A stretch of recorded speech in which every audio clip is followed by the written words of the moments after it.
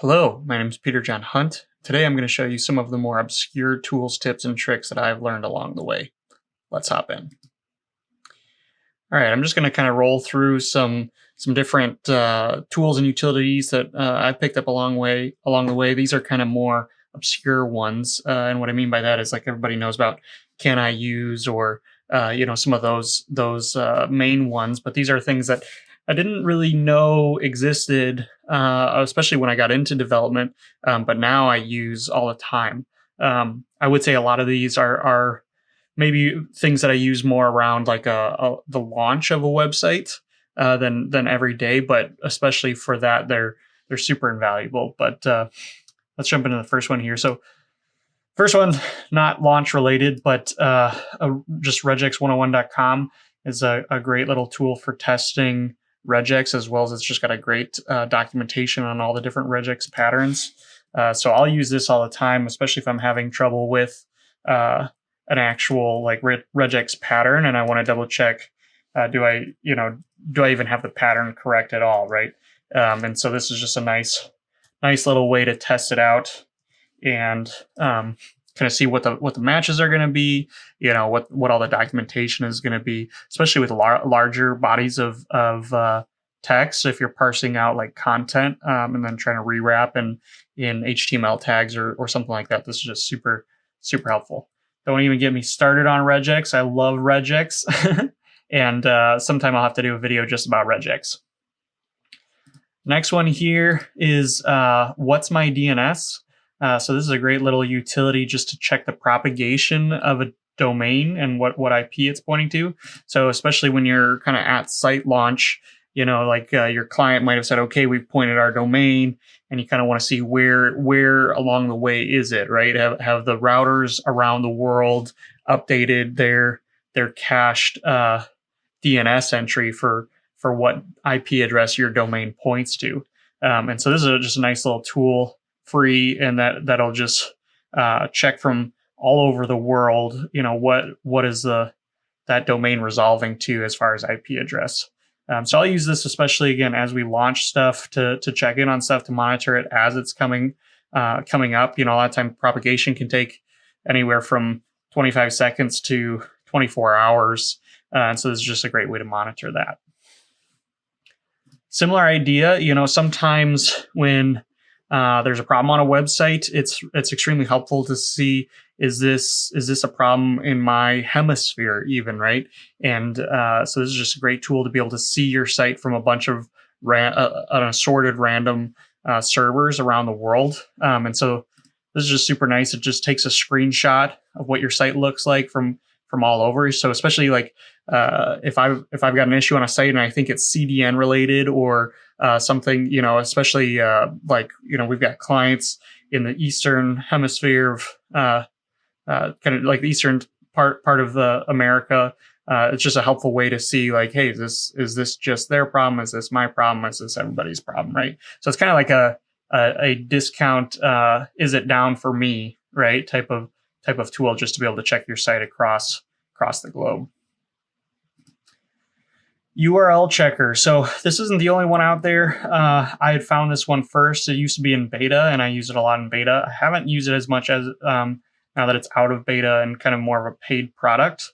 But what this is really nice, and actually, I use another utility as well, just for individual URLs. But I especially use this to test a bulk list of URLs. So especially when we're getting close to launching a new website, we very often want to make sure that all of the redirects that we're going to have in place are working correctly. So a lot of times when we're getting ready to launch a site, we'll have all the old URLs in a spreadsheet and a second column with all the new URLs and where they're supposed to redirect to. And I'll actually go ahead and use our staging domain and bulk test all of those redirects to make sure that they actually 301 redirect, and the 301 then redirects to a 200, right? So it's just a helpful way so that you don't have to wait until a client is calling you saying, hey, our redirects aren't working or this redirect isn't working, to be able to bulk check them. So pretty much can just add a list of URLs, start it. It'll kind of batch through them and get you a response code for every single one of the URLs in the list. you'll be able to see the 301s, the 200s, etc.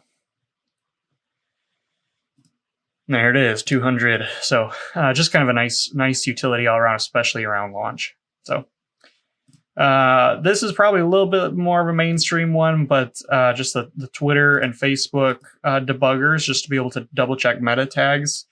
Somehow meta tags always feel like nobody's thought about until the site's going live. So this is a great way to just double check that the meta tags look good, that you've actually got images set, descriptions, etc. So same thing for Facebook. The formats are a little bit different. The aspect ratios are a little bit different. So I just like to double check through both of those. Next tip here is just to make sure that when you in your inspector, you've got this disable cache button checked. This is just super nice to be able to, any site you're on, be able to open up Inspector and just hard refresh the page to be able to just double check that, okay, I'm not just I don't have a bug just because I've got a cache version. I've got the latest version. And so especially, I use this actually all across the web, just on sites in general when I think there's an issue and I want to just make sure I've cleared my cache. This is just super convenient. My last tip for you today is just the local host file on your machine. So one thing that happens all the time when you're getting close to launching a site is you want to double check, like, does the site work like it's gonna work once I've got the domain pointed, right? But you don't want to necessarily switch the domain because maybe it's pointed to an old site and you don't want any downtime for the clients, right? One thing that I like to do before launching a site is I'll actually just edit this file. So it's here on Mac, etc hosts, and let me just actually add VI here. Whoops, hosts. And basically what this does is before your computer goes out to the world for its DNS lookup, right? So when your computer hits a domain, the domain gets translated into the IP address, right? Just like what we were doing with what's my DNS. The way it gets that is it goes out to a server and says, hey, here's my domain. What's the IP address for this domain? Well, you can actually spoof it in the sense that before your computer goes out to Google's servers or whatever your router says to go check for those DNS entries, it'll actually start out by saying, hey, is there any entry in our host file? And so this is really nice because you could prep your site for launch, get the database search and replace so it's got the right domain, get it all configured, and then you can actually test it like it's live for you. Especially like when you're talking about wanting to double check that you've got uploads mapped correctly, that maybe, some of your API details like Google API, Google Maps, stuff like that are actually validating based off of your URL. This is just a nice little trick to do that. So pretty much what you can do here is you could actually put in an IP address on this side, and then on the other side or next to it, you could put the domain name that you want to actually be matched to that IP address. So let me just add www here. So what this will do now, if I were to save this and then I were to go ahead and just ping from my local machine that domain, it's actually going to hit the host file and it's going to say, oh, we've got an entry here. What IP address is this? Return that to our local machine, right? And so you can see that when I pinged it, I'm actually getting the 127.0.01. So if I go to usefulgroup.com now, it's not going to work because it's now pointed to my local host, right? And this is just for me. So this is a great way to, like, as you're ready to launch and you just want to do a sanity check, right? And you can now spoof the domain, do that sanity check, and then launch the site in confidence. So these are just tips and tricks, things that I've found over the years of web development that have just kind of saved a lot of pain or kind of, helped made a tougher process easier. And it's been, so I use these on a very frequent basis. Every time we launch a site, I'm using most of these things. I use the Regex tester.